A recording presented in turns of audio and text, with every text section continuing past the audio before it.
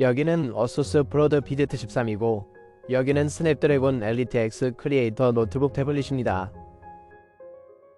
그리고 여기 있는 것은 PZ13의 큰 형인 어수스 브로드 P16입니다.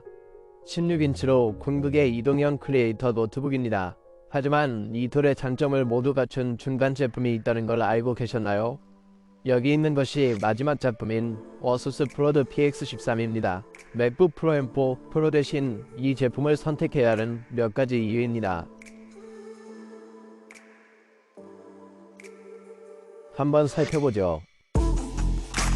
HOKIS.com을 사용하면 저렴하고 쉽게 윈도우 라이선스를 구매할 수 있으며 TN20 코드를 사용하면 추가 할인 혜택을 받을 수 있습니다. 구매를 완료하고 키를 복사하여 활성화 설정에 붙여넣으면 완료됩니다. 또한 마이크로소프트 오피스 19 라이선스를 확인하고 동일한 코드 TN20을 사용하여 추가 할인을 받으세요. 아래 비디오 설명에서 HOKIS.com을 확인하세요. 그런데 이 프로드 크리에이터 노트북 라인업을 처음 접한다면 이 노트북 제조업체는 사진, 비디오, 3D, 크리에이터, 아티스트로서 여러분을 위해 무언가를 만드는 크리에이터에 집중하는 전 세계에서 유일한 노트북 제조업체 중 하나입니다. 그래서 저는 이 프로드가 존재한다는 사실에 매우 흥분합니다. 제 PZ-P16을 확인하지 않았다면 채널에 이런 영상이 많이 있습니다. 아래 설명에 플레이리스트를 남겨두었으니 확인하고 싶으시다면 확인해보세요. 200W 충전기가 있어요. 충전기는 P16과 같고 어수스 펜 2.0도 들어있습니다. 이건 정말 작은 거예요. 이건 너무 작고 제가 여기 가지고 있는 것과 비교하면 너무 작습니다. 여기에서 볼 수 있듯이 이 제품은 P16과 기본적으로 같은 성능을 제공합니다. 이건 터무니없는 얘기죠. 또한 완전히 평평하게 될 수 있는 힌지가 있습니다. 패블릭 모드나 텐트 모드와 같은 용도로도 사용할 수 있습니다. 여기 오른쪽에 있는 포트를 살펴보면 전원 버튼, UHS-2 마이크로 SD 카드 슬롯, 10GB USB Type-A, USB 4 USB-C 포트가 있는데 속도는 40GB입니다. 그 다음에는 200W 전력을 제공하는 어수스만의 커넥터, HDMI, 40GB USB-C 포트, 그리고 마이크와 헤드폰 콤보 잭이 있습니다. 이 노트북이 다른 13인치 노트북과 완전히 다른 몇 가지 이유가 있습니다. 첫째, 디스플레이입니다. 이 제품의 디스플레이는 13인치 S3K OLED 패널이 적용되어 정말 미쳤습니다. 그래서 영상을 다시 보면 정말 선명합니다. 정말 놀랍습니다. 10분 100% PCIe이며 그냥 OLED 패널이 아닙니다.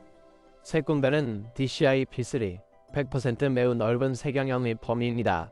이 제품에서 실제로 볼 수 있는 것과 매우 정확한 색상을 보여줍니다. 어수스는 모든 종류의 인증을 받았으며 공장에서 이 제품이 출시되도록 보장합니다. 크리에이터로서 매우 정확한 색상을 보여줍니다. 보고 있는 것이 실제로 색상이 정확한지 걱정할 필요가 없습니다. 확실히 그렇습니다. 게다가 이 제품은 터치스크린이기도 합니다. 그래서 손과 손가락을 사용하여 일부 데이터를 입력하거나 어수스 펜 2.0을 여기에서 사용할 수 있습니다. 그 펜으로 창작자로서 실제로 일부 그림을 그릴 수 있습니다. 펜에는 MPP 프로토콜이 있는데 이는 실제 입력이 삼성 태블릿이나 애플 아이패드 프로에서 보던 것만큼 좋지 않다는 것을 의미합니다. 저는 이 펜이 좀 더 나은 터치 입력이라고 생각하지만 이것보다 훨씬 더 많은 데이터 포인트가 있습니다. 예를 들어 애플 맥북 프로 대신 이것을 고려해야 할 두 번째 이유는 3D 워크플로우입니다. 3D 아티스트라면 애플은 일부 3D 워크플로우와 제한된 호환성만 가지고 있습니다. 4D 아티스트라면 이 큰 형과 같은 인물이며 특히 오토캐드 소프트웨어를 사용한다면 뛰어난 성과를 낼 수 있습니다. 이 호환성은 애플이 제공할 수 있는 것과 비교할 수 없습니다. 세 번째, AI에 대해 이야기해야 합니다. 분명히 이 노트북에는 많은 AI 마케팅이 포함되어 있습니다. 실제 CPU에 AI NPU가 있습니다. 엔비디아 게포스 스튜디오 드라이버가 있어서 모든 종류의 AI 작업을 할 수 있습니다. 네 번째, 소프트웨어 호환성입니다. 이것에 대해 무엇을 던지든 이 녀석은 ARM 프로세서가 아니기 때문에 지원됩니다. 이 PZ13 애플리케이션 중 일부에서 발생하는 문제는 잠재적으로 많은 전력이 테이블에 있습니다. 하지만 소프트웨어 최적화 때문에 그런 문제가 있습니다.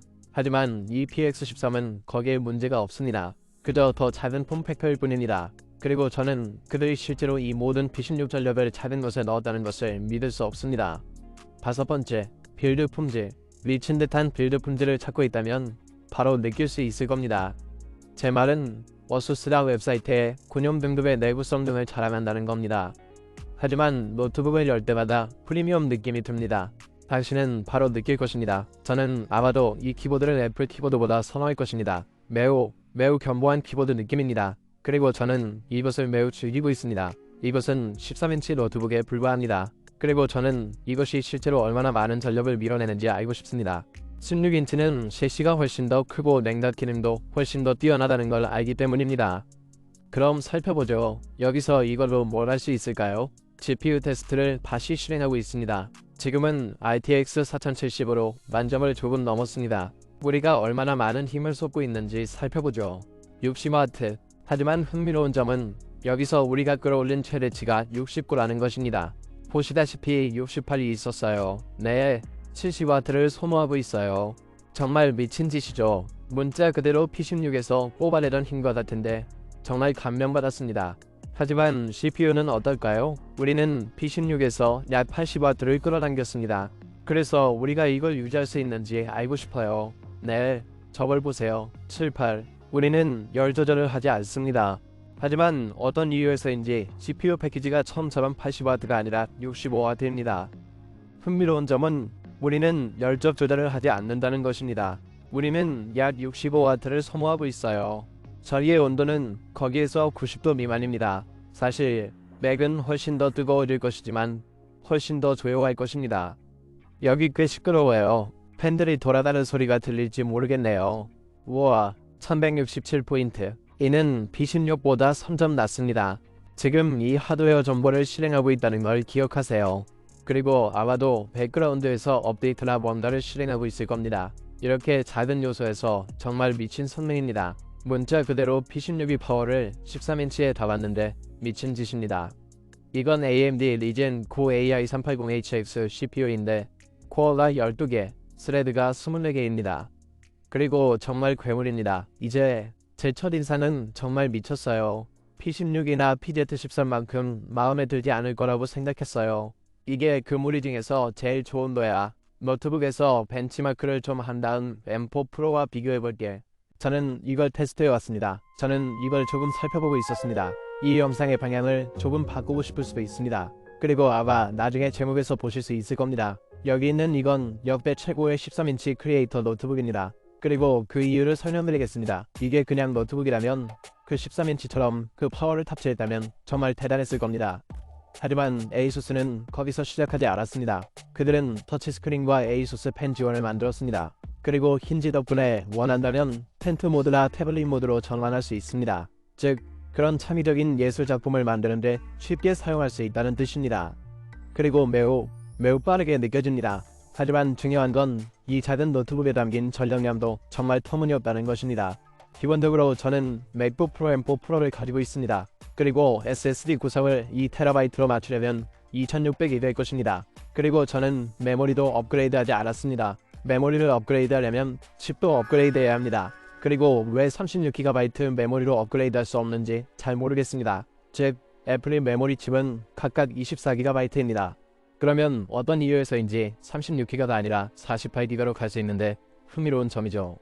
그러니까 36GB 메모리가 있는 M4 프로를 살 수 없죠. 48GB로 가야 하는데 이건 이보다 조금 더 많은 용량이에요. 하지만 램은 36GB이고 전용 GPU 메모리는 8GB예요. 그 안에서는 통합되어 있어요. 그러니까 전체적으로는 40GB가 되는 거죠. 그러니 48GB 통합형으로 갔다면 $3000가 들 겁니다. 반면에 여기 있는 이 모델은 사실 아주 특별한 모델입니다. 미국에서는 4060 버전만 판매되기 때문입니다. 저는 4070을 가지고 있습니다. 그리고 4070 버전은 찢어집니다. 성능이 놀랍습니다. 이렇게 작은 폼팩터에 담으려면 다른 노트북이 나와야 할 것 같습니다. 이만한 게 아무것도 없습니다. 이제 이게 프로워트 라인업에서 제일 좋아하는 제품입니다. 기본적으로 PZ13 폼팩터에서 P16이 성능을 얻을 수 있기 때문입니다. 그리고 이건 놀랍습니다. 아름답게 만들어졌습니다. 빌드 품질이 놀랍습니다. 셰시 플렉스는 제공되지 않습니다. 키보드는 매우 좋고 프리미엄한 느낌이 듭니다. 즐기고 있습니다. 트랙패드에 어수스 다이얼이 있어서 창의적인 버전을 사용하여 사용할 수 있습니다. 펴고 끄는 게 정말 쉽습니다. 트랙패드는 꽤 괜찮습니다. 힌지에 있습니다. 그래서 맥북만큼 좋지는 않습니다. 하지만 저는 그것을 사용하는 것을 매우 즐기고 있습니다. 개인적으로 저는 어수스가 스스로에게 불리한 일을 했다고 생각합니다. 작은 폼팩터에 그렇게 많은 파워를 담았기 때문입니다. 많은 사람들이 P16 대신 PX13을 살 것이라고 생각하기 때문입니다. 사람들이 P16을 선택하고 싶어하는 유일한 이유는 거기에 64GB의 램이 있기 때문입니다. 여기서는 최대 32GB에 불과합니다. 이것은 당신을 약간 기분 나쁘게 만들 수 있습니다. 이제 이것을 사용합니다. 이것은 매우 빠릅니다. 매우 부드럽습니다. 정말 놀랍습니다. 리젠 코어 AI 370HX CPU는 환상적입니다. 그리고 때때로 지금 여기로 돌아와서 이게 더 빠른 것 같아요. 비록 예를 들어 속도계 브라우저 벤치마크를 보면 PX13은 M4 프로보다 55% 더 느립니다. 말이 안 되는 거죠. 하지만 동시에 어떻게든 사실이어야 합니다. 이제 잠깐만 더 많은 벤치마크를 올릴게요. 하지만 저는 CPU와 GPU에서 첫 번째 초기 벤치마크를 해서 창의적인 워크플로에서 이걸 보고 싶었어요. 그래서 먼저 블렌더와 블렌더 CPU를 살펴보겠습니다.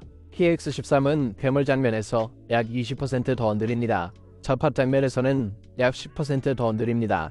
그리고 교실 장면에서는 약 4% 더 느립니다. 그러니까 CPU 부문에서는 애플이 이기고 있습니다. GPU 부문에서요. 이제 이걸 보세요. 블렌더에서 M4 프로와 PX13입니다. RTX 4070 모바일이 탑재되어 있습니다. 4070 모바일은 정말 대단합니다. 괴물 장면에서는 51% 더 빠릅니다. 교차 장면에서는 26% 더 빠릅니다. 그리고 교실 장면에서는 약 54.4% 더 빠릅니다. 너무나 빨라서 우스꽝스럽습니다. 레드 시프트 성능을 살펴보겠습니다. 4070 모바일이 탑재된 PX13은 42.8% 더 빠릅니다. 이제 GPU에서 이것과 비교한 M4 프로는 완전히 앞다란합니다. 하지만 CPU에서는 애플이 여전히 승리하고 있습니다. 이제 3D 워크플로에 실제로 이것을 사용할 수 있는 사람들을 위해 조합하여 어떻게든 모든 3D 워크플로 PX13에서 작동할 거예요. 이제 애플에서는 좀 더 까다로워야 합니다. 모든 3D 워크플로가 애플 실리콘에서 작동하는 것은 아니기 때문입니다.